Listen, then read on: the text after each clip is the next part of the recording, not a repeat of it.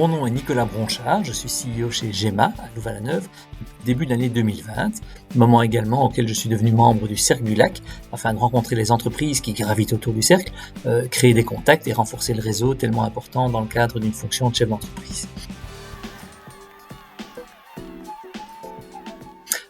GEMA est actif dans le secteur des alimentations électriques de haute performance et ce depuis plus de 80 ans. Les principales valeurs qui animent l'entreprise sont l'innovation, afin d'apporter toujours plus de valeur à nos clients et à nos projets, mais également la collaboration par le biais de partenariats parfois depuis des dizaines et des dizaines d'années. À titre personnel, mes valeurs incluent également la confiance, l'optimisme et le partage. Ce qui m'anime dans ma fonction, c'est le travail d'équipe, c'est le fait d'arriver à réussir à faire travailler les équipes plus efficacement, arriver à retirer les obstacles et les barrières qui peuvent se présenter devant elles et rendre le travail finalement de chacun à la fois plus agréable et plus efficace au jour le jour. Ce qui me fait me lever le matin, mon leitmotiv, c'est toute l'énergie qui ressort de ce travail d'équipe. C'est tout ce qu'on arrive à se partager en termes d'expérience, expérience que je peux donner et apporter aux autres, expérience que je reçois de tout ce travail et tous ces objectifs atteints ensemble.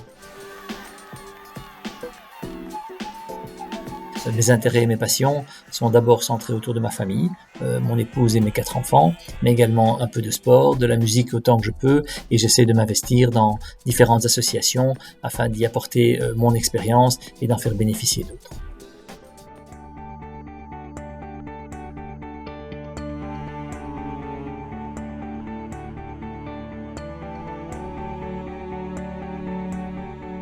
Alors pendant la période de confinement, chez GEMA, nous avons pu poursuivre les opérations.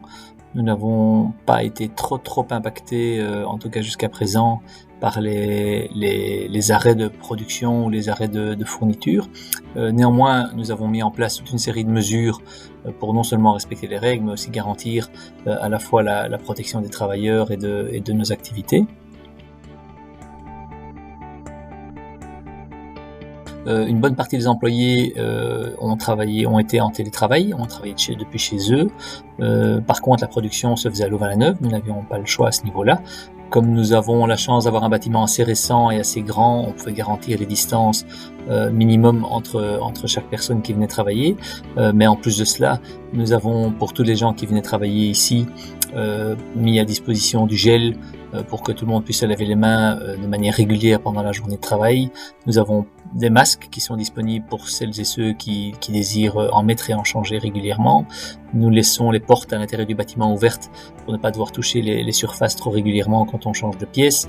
Et on fait attention à ce qu'il n'y ait pas d'encombrement à la cafétéria ou dans les vestiaires par un petit étalement, on va dire, des activités à ce niveau-là.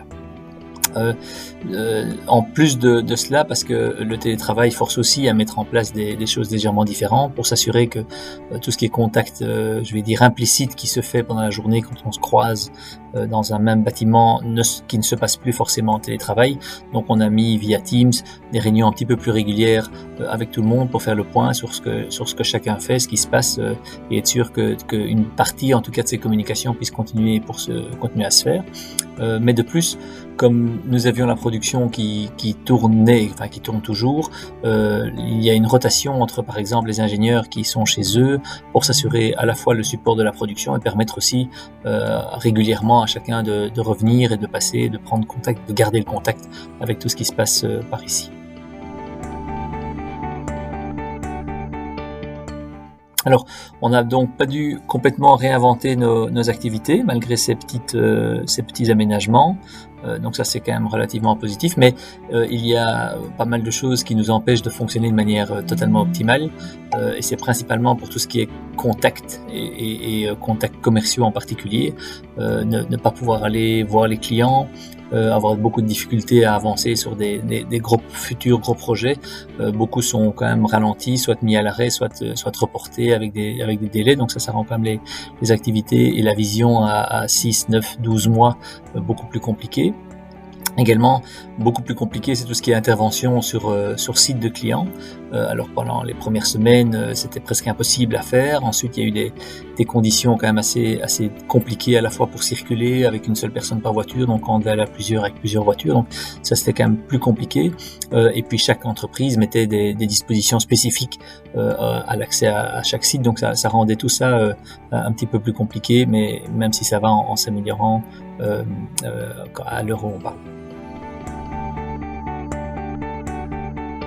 Dans les leçons ou de ce qui ressort de ça, en tout cas chez nous, et je pense que ça doit faire partie des sujets de discussion ou de partage dans les mois à venir, avec le déconfinement qui se confirme et l'organisation du travail qui va peut-être un petit peu évoluer.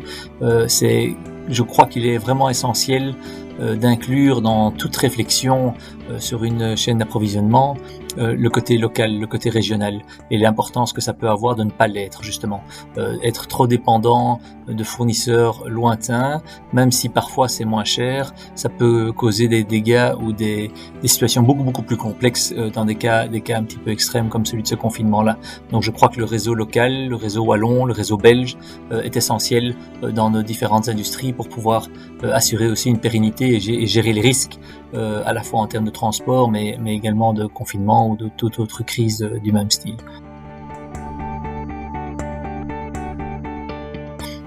Et alors pour terminer sur une bonne nouvelle, je pense qu'en tout cas en ce qui concerne GEMA, outre le fait que nous n'ayons pas été fort impactés, la bonne nouvelle c'est que aucun membre de notre équipe n'a été malade, n'a été touché directement. C'est quand même le plus important, la santé de chacune et chacun.